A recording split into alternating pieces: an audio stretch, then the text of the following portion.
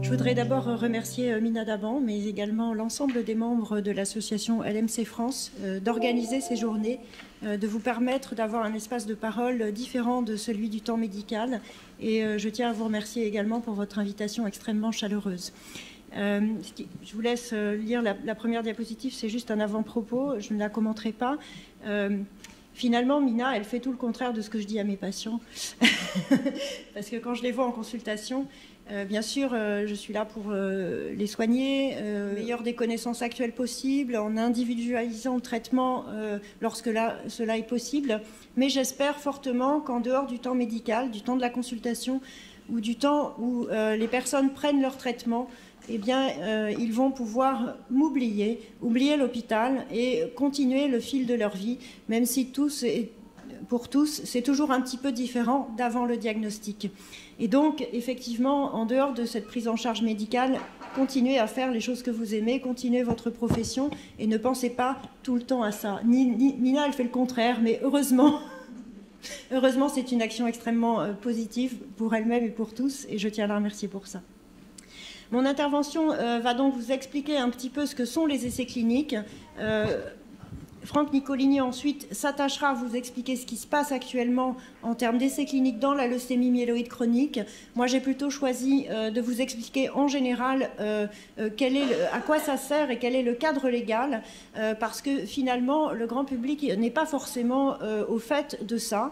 Il est facile de proposer éventuellement un essai clinique à un patient qu'on connaît déjà, qu'on suit déjà, lorsqu'il a un besoin médical non couvert en dehors d'un essai clinique ou, par exemple, pour un essai d'arrêt de traitement, il est beaucoup plus difficile d'accepter qu'on vous propose un essai clinique dès le diagnostic. Là, c'est beaucoup plus choquant pour vous parce qu'il y a déjà le choc du diagnostic et en plus, éventuellement, le médecin il va proposer de faire partie d'une étude.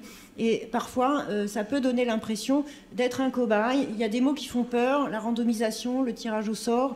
On a peur de ne pas avoir le meilleur traitement possible. Donc, je voudrais vous expliquer que c'est complexe et on ne fait pas n'importe quoi.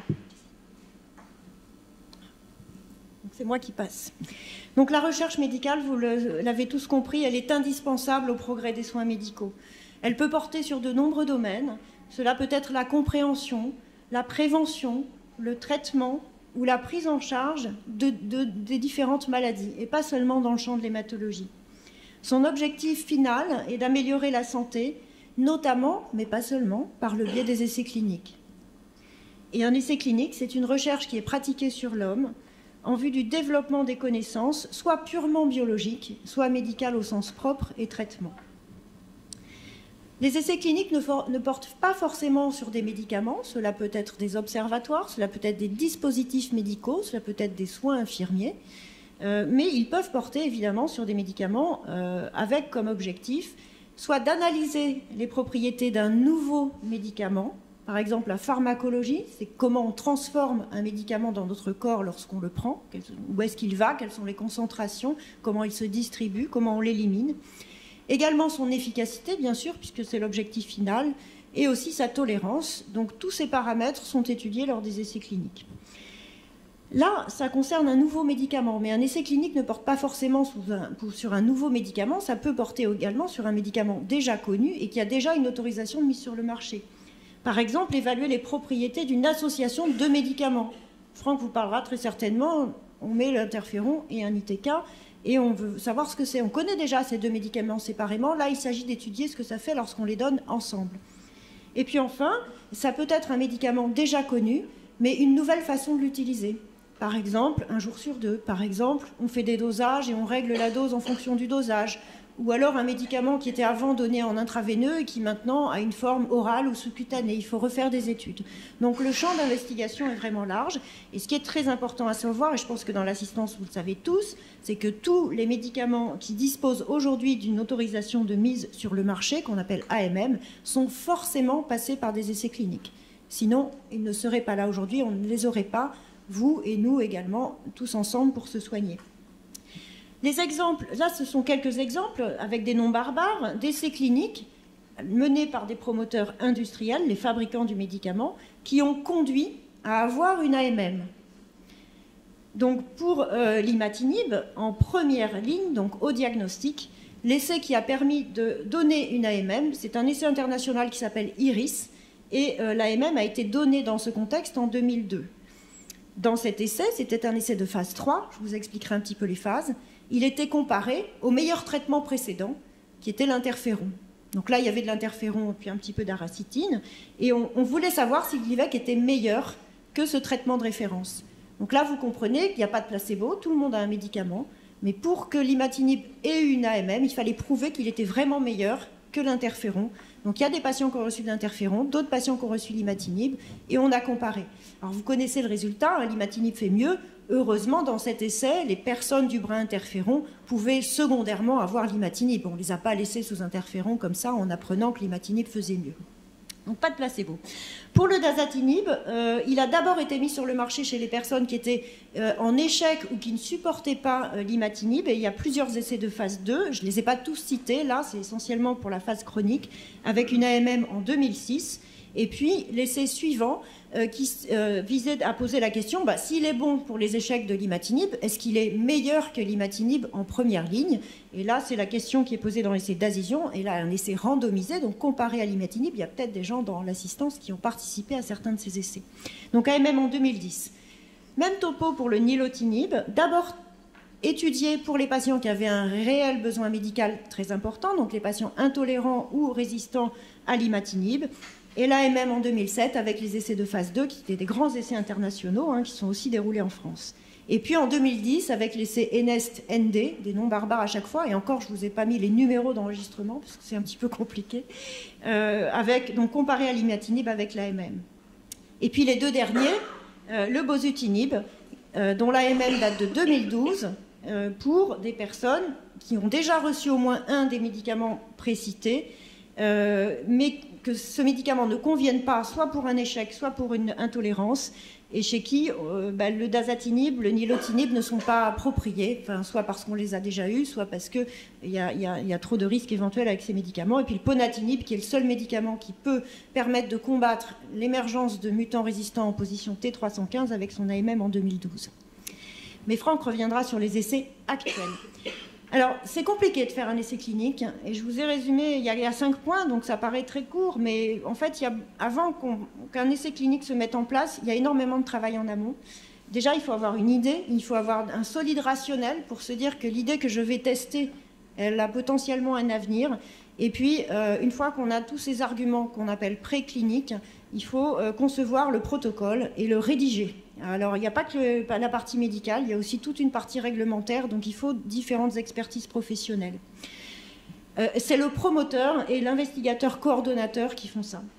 Ensuite, une fois que tout est conçu, il faut que ça soit validé par les autorités compétentes, et en France, c'est l'ANSM qui donne les autorisations d'essais cliniques. Il faut en plus un avis indépendant du comité d'éthique qui, lui, s'assure de l'éthique pour les patients.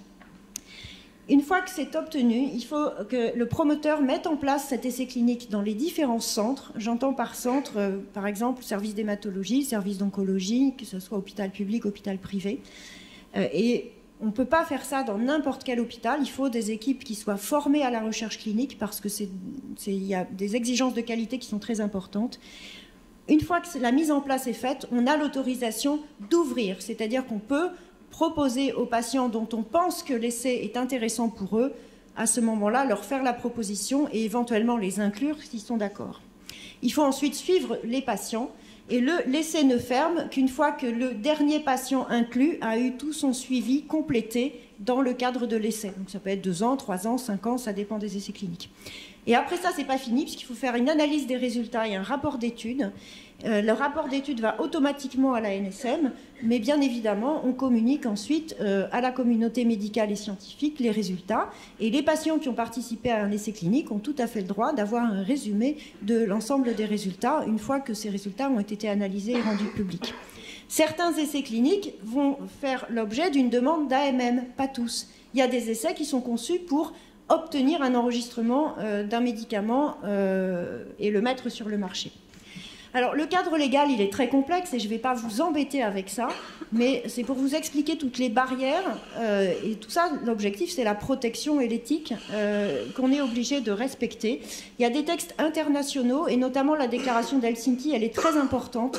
Et en fait, sa naissance, historiquement, il y a eu une déclaration précédente suite à toutes les expérimentations horribles qui se sont passées pendant la Seconde Guerre mondiale, et c'est la naissance de la déclaration d'Helsinki, qui est une déclaration d'éthique, hein. Ensuite, il y a la législation européenne. Donc, en Europe, pour faire un essai clinique, on est obligé de répondre à des textes communautaires. Tous ces textes sont accessibles par le grand public, des textes communautaires Eudralex sur tous les médicaments et la pharmacopée. Il y a des directives européennes qui doivent être traduites en droit français. Et puis, le droit français, il y a le Code de la santé publique, le Code de déontologie médicale, des lois, des décrets, des arrêtés, etc. Donc, on doit respecter tout ceci. Et puis, on doit aussi suivre ce que nous dit l'ANSM, qui non seulement nous donne l'autorisation, mais va aussi assurer la pharmacovigilance, et en cas d'alerte de sécurité grave dans un essai, peut décider d'arrêter complètement les essais. Donc, il y a plusieurs phases dans les essais cliniques. Bien sûr, il y a des expérimentations en laboratoire et chez l'animal, mais il y a aussi ensuite la phase humaine. Et la première fois qu'on évalue un médicament chez l'homme, ce sont des essais de phase 1, qui sont des essais extrêmement sévères et rigoureux, parce que c'est la première fois qu'on va donner un médicament à l'homme et il faut s'assurer que tout se passe bien. Donc ce sont des essais très compliqués, à la fois pour les équipes médicales, mais aussi pour le patient, parce qu'il y a beaucoup de visites. Et donc il faut respecter le timing en temps et en heure. Évidemment, n'importe qui ne rentre pas dans une phase 1. En général, ce sont des patients qui soit n'ont pas d'autres possibilités de traitement, puisqu'il n'en existe pas d'autres sauf ça, soit, si on en revient à la LMC, par exemple, quelqu'un qui aujourd'hui aurait épuisé toutes les possibilités des 5 inhibiteurs, eh bien, quand il y a une phase 1, on aurait éventuellement la possibilité de tester un nouveau médicament dans ce contexte. La phase 2, c'est la phase d'après. On sait que le médicament a passé le cap de la phase 1, donc on peut continuer les investigations. La phase 1, c'est essentiellement une phase de tolérance. Hein, vérifiez pas que la tolérance soit bonne. Et on continue à évaluer la tolérance, bien sûr, mais là, on va encore plus s'attacher à l'efficacité. Et puis, donc, il peut y avoir des AMM à l'issue d'une phase 2. Hein, ça a été le cas du dasatinib et du nilotinib, et aussi du bosutinib et du ponatinib, dans des populations de patients qui ne supportaient pas les traitements précédents. Et puis, parfois, on passe en phase 3 pour savoir si le médicament est meilleur par rapport à ce qui existe déjà. Donc, c'est des exemples. Et c'est comme ça qu'on a eu l'imatinib comparé à l'interféron, le dasatinib et le nilotinib, ensuite en première ligne. Il y a parfois des phases 4, ça c'est pas obligatoire, ça c'est une fois que le médicament a sa mise sur le marché et a obtenu son remboursement auprès de la sécurité sociale, on peut parfois monter des phases 4 parce que le développement d'un médicament c'est parfois pas suffisamment long pour tout savoir sur ce médicament. C'est une fois qu'on a l'autorisation de vous le prescrire, on ne sait pas forcément tout encore, on sait énormément de choses, mais il arrive qu'on découvre des choses plus tard, après l'autorisation de mise sur le marché, donc après la commercialisation. Donc parfois il y a des phases 4 pour suivre à long terme la tolérance et les risques éventuels d'un médicament qu'on donne longtemps. Alors, il y a beaucoup de personnes qui participent à un essai clinique. Bien sûr, les patients, c'est l'acteur principal de tout essai clinique, mais on a besoin d'un promoteur, qui est une personne physique ou morale, qui prend l'initiative de l'essai, de sa conception, de sa gestion et de sa réalisation. Il y a les investigateurs, qui sont des médecins. Donc le coordonnateur, si c'est un essai multicentrique, donc qui se passe dans différents hôpitaux, différents pays, l'investigateur principal localement dans chaque hôpital, et puis les co-investigateurs, donc ces médecins collègues qui vont l'aider à prendre en charge les malades. Il y a aussi tous les biologistes, nos pharmaciens, qui ne sont pas cités là, mais qui sont fondamentaux, parce que vous avez compris que derrière, votre tube de sang, il part quand même dans des structures un peu cachées dans l'hôpital, que vous ne voyez pas, mais qui sont fondamentales. Et puis, il y a les attachés de recherche clinique qui nous aident à la logistique. Bien sûr, le patient en premier, et les autorités de santé, comme je vous l'ai déjà dit, la NSM et le CPP. Alors, où se déroulent les essais cliniques ? Dans les hôpitaux, dans les cliniques, dans les centres spécialisés, mais pas partout, parce que vous avez bien compris que c'est extrêmement lourd, il faut des centres experts, il faut des expertises diverses, et donc c'est extrêmement lourd, et donc on ne peut pas avoir, un hôpital n'est pas forcément dédié à la recherche clinique. Donc parfois, pour être traité dans un essai clinique, il va falloir aller ailleurs. Par qui ? Par du personnel qui est formé, et avoir fait des études de médecine, ça ne suffit pas. Il faut répondre à un référentiel qui s'appelle les bonnes pratiques cliniques, les BPC. Et là, on a un référentiel international, on a les mêmes valeurs éthiques, en tout cas dans toute l'Europe et aux États-Unis. C'est des exigences de qualité pour tout le travail qui est fait. Alors pour qui? Tout le monde n'est pas obligé de se voir proposer un essai clinique ou d'être traité dans le cadre d'un essai clinique. D'abord, il faut que le thème de l'essai clinique corresponde à la situation du patient auquel on va le proposer. C'est-à-dire, si c'est donner un traitement en échec et que la personne va très bien avec son médicament, on ne va pas lui proposer un essai clinique comme ça. Deuxièmement, il faut que l'échantillon de patients, le risque, on estime, nous, que le risque ne soit pas disproportionné par rapport aux bénéfices escomptés au cours de la recherche. Et puis parfois, il n'y a pas d'autre solution. La seule solution, c'est d'accéder à un essai clinique pour avoir un traitement innovant parce qu'il n'y a pas d'autres possibilités thérapeutiques. Et bien sûr, il faut respecter d'autres critères qui sont dans l'essai, c'est les critères d'inclusion et d'exclusion. Donc inclusion, ça correspond à ce qu'on étudie, hein, et exclusion, ben, parfois il y a des personnes trop fragiles qui sont exclues d'emblée pour ne pas qu'il n'y ait pas trop de prise de risque dans un essai clinique. Voilà, et puis ensuite le protocole se déroule après information et consentement, et je vais terminer là-dessus avant de passer la parole à Franck Nicolini. Donc il y a un cadre légal qui est très strict, et notamment en matière de protection des patients. Vous avez au moment d'un essai clinique, quand on vous explique un essai clinique, une note d'information à lire qui parfois est très simple et fait quelques pages, mais parfois peut faire jusqu'à 15 pages en fonction de la personne ou du promoteur qui la rédige, et parfois très difficile à lire pour un malade. Et ça s'appelle une note d'information et de consentement éclairé qu'on doit vous expliquer en consultation et que vous devez emmener à la maison pour la regarder sereinement, la relire et voir avec votre entourage. On n'a pas le droit de vous dire voilà, il y a un essai clinique, signé maintenant. Ça, c'est interdit. Et puis ensuite, vous revenez, et si ça vous intéresse, vous nous dites, ben, oui, ça m'intéresse, mais là, il y a des points qu'il faut éclaircir, ou non, ça ne m'intéresse pas. Voilà. Et dans cette note, il y a tout ça, les objectifs de la recherche, comment on va faire, comment ça va se passer, quels bénéfices on en attend. Mais il y a aussi toute une partie sur les risques et les contraintes, et parfois c'est extrêmement anxiogène. Vous voir plaquer la notice des effets secondaires du médicament, qui même pour l'aspirine est assez effrayante. Imaginez pour un inhibiteur de tyrosine kinase, vous regardez peut-être votre notice de temps en temps dans la petite boîte, c'est anxiogène. Donc il faut vraiment, c'est pas facile, il faut en parler avec nous. Il y a l'avis des autorités de santé, vous devez avoir la date d'autorisation de l'ANSM. Hein, il y a une assurance privée qui est prise pour la santé, pour les patients. Et clairement, vous avez le droit de refuser. Et ce n'est pas parce que vous refusez un essai clinique que le médecin doit en prendre ombrage. Il doit vous traiter du meilleur possible qu'il le peut en dehors de l'essai.